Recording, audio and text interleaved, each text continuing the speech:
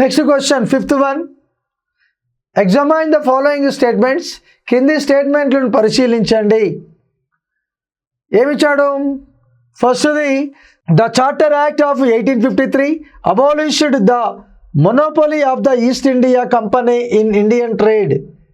అంటే 1853 చార్టర్ చట్టము ద్వారా భారతీయ వర్తకంలో ఈస్ట్ ఇండియా కంపెనీ యొక్క గుత్తాధిపత్యాన్ని రద్దు చేయడము జరిగింది అని ఇవ్వడం జరిగింది.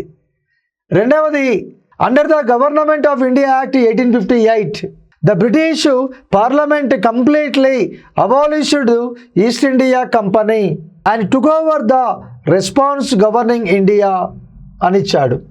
అంటే భారత ప్రభుత్వ చట్టం 1858 ప్రకారము భారతదేశంలో ఉన్నటువంటి ఈస్ట్ ఇండియా కంపెనీని రద్దు చేయడం జరిగింది అనేసి ఇచ్చి భారతదేశాన్ని నేరుగా పాలించే బాధ్యతను చేపట్టింది.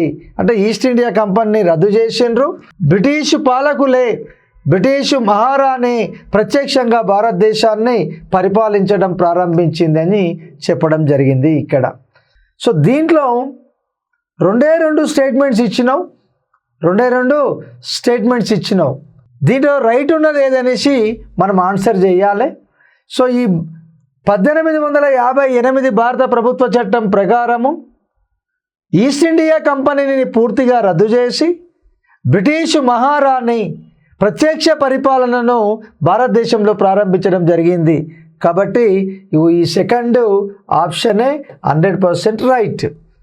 ఓకే, ఫస్ట్ ఆప్షన్ తప్పు, థర్డ్ ఆప్షన్ తప్పు, ఫోర్త్ ఆప్షన్ కూడా తప్పు. The second option is right answer. Okay.